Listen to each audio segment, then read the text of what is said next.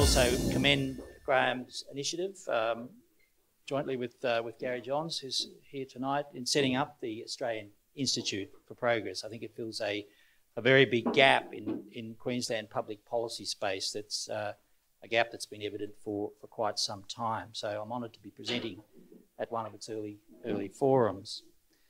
The motto of the Institute is, "The future does not look after itself." Indeed, it does not. On the contrary, I believe a prosperous and secure future critically depends on good policy implemented in the present.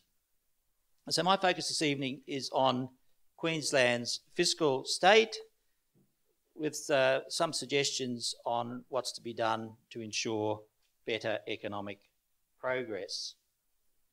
So I'm just going to summarise the state of the fiscal accounts as I see them, and then talk about some options for policy going forward. And unfortunately, we in recent years have been under the spell of the economist John Maynard Keynes, whose famous dictums, and there are a few of his, but the most famous I think is that in the long run we are all dead. And that dictum has been used as an excuse for governments stepping in to pump prime in the event of economic downturns, and it epitomises the problem of short-termism of policy, in my view. The problem with Keynes' theory is that there's no public debt in his work. I mean, he just completely puts aside the problems that arise with public debt. But all qualifications to Keynesian theory, in fact, depend on the role of public debt, and they minimise or suggest that such policies are ineffective. So we've seen at federal and state levels, across all states, very high levels of government spending in recent years that have harmful consequences for us now and into the future. Contrary to Keynes's aphorism, it does have an impact today and into the future in terms of the living generation. We've seen that high public debt has crimped household and business confidence and has worsened Australia's competitiveness, primarily through the pressure it's put on the exchange rate, both nominal and real. Economic progress, Australia's economic progress has badly stalled since the global financial crisis. Income per head on a national basis since 2008 has grown at below 1% per annum. Compare that with the 2% plus per annum in the previous decade leading up to the global financial crisis. So I would venture that this lower rate of growth is partly responsible for the electoral volatility that we're seeing, that households just don't feel that they're doing as well as they used to, and they like to blame governments as a consequence. Looking at the aggregate position of the states, just focusing on Queensland, but just put it in context here, we see that there was this massive turnaround from surplus position in aggregate to deficit position in recent years. And looking at the states one by one, if you just focus on the green line, that is Queensland. Okay, probably should have done that in Maroon, but that's Queensland, the worst performing state when it comes to deficits, well below balance there ever since the crisis. And that's on the general government basis. When we take public enterprise into account, we see it's even worse. So Queensland's been the worst performer in terms of its fiscal policy, in terms of its budgetary situation. And that's been reflected in a big spike in government borrowing and public debt. The green line again shows that as a proportion of its state product, Queensland has the highest level of debt in the Commonwealth. So debt is a problem, I would argue. some economists say debt doesn't matter. Keynesian-oriented economists say debt doesn't matter because Keynes didn't even recognise that debt was a problem, didn't even have it in his theory. But it is a problem for reasons that I will soon outline. And it's particularly more important for states as opposed to federal governments because of the problems with revenue raising, the vertical fiscal imbalance that exists in Australia where the Commonwealth raises most of the revenue. The states are dependent on that and do not raise nearly enough revenue to cover their own expenses. So Australia does have a very severe fiscal imbalance relative to other federations like Canada and Switzerland. Even though, as it turns out, the Commonwealth's balance sheet is much, much worse than the state's balance sheet. They have far fewer assets, and yet they have managed to retain their AAA credit rating, and the states, 4 of the states have not. In particular, Queensland was first to go, not surprisingly in light of that performance, in losing its AAA credit rating. The problem with losing credit ratings is that it costs more to service the debt, and the Commission of Audit that produced a report in the early stage of the last state government estimated that this downgrade was costing $100 million a year just in extra interest payments because of the premium in interest rates due to the downgrade. A key problem with public debt increasing as it has been is that it can generate this vicious cycle. Okay, so you have a budget deficit, it must be funded through borrowing, this increases the stock of public debt, the debt has to be serviced, the interest payments then feed back to the deficit. And we've seen in recent years that public debt interest has been one of the fastest growing items in budgets, both federal and state.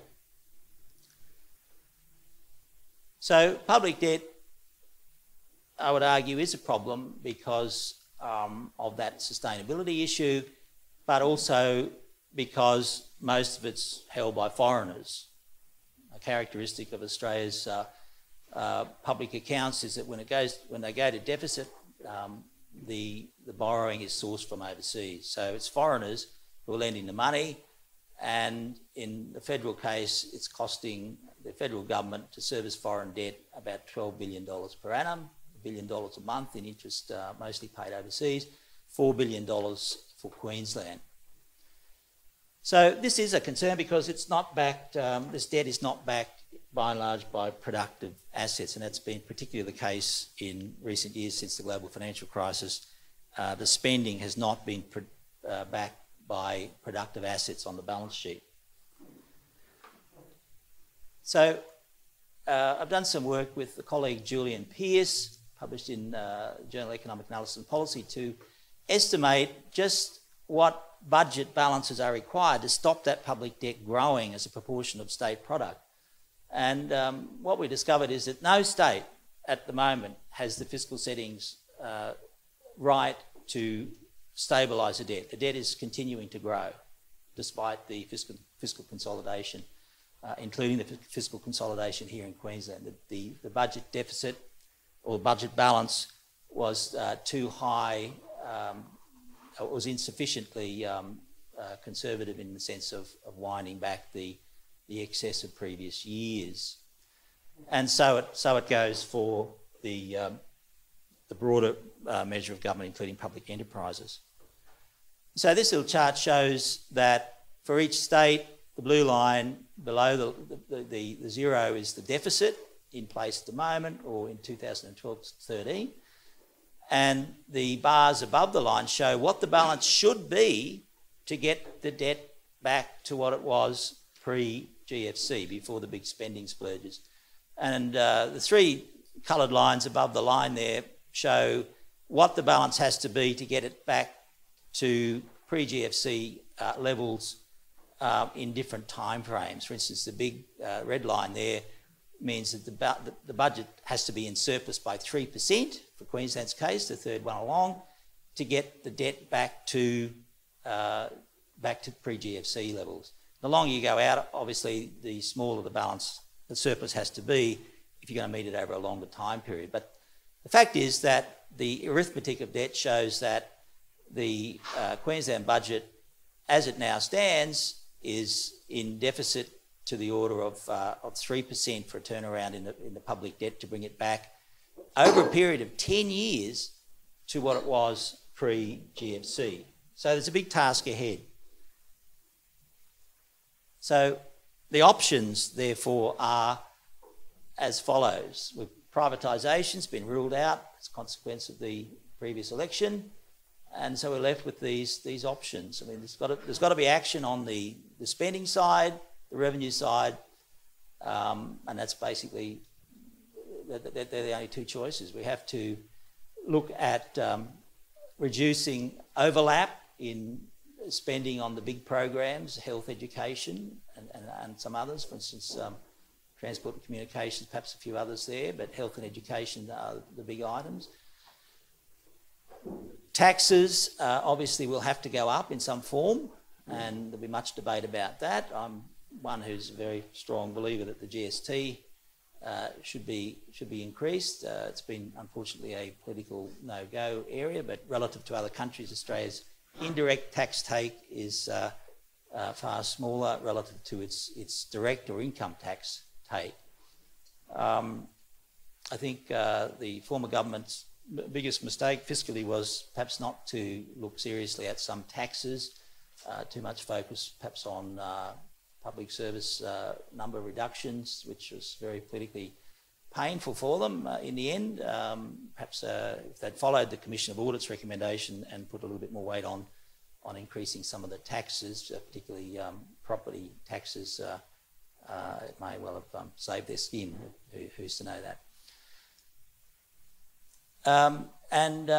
Finally, the imperative, I think, is that on the spending side, that spending programs be evaluated with reference to the principles of public finance, long established principles in economics that suggest where governments should be involved in providing goods and services. And one area which does not figure is industry assistance. And this is an area that's a bit of a sacred cow, it seems, at federal and state levels, is industry assistance. I think there's considerable scope there. The Industry Commission, Productivity Commission, estimates that at billions every year in industry assistance.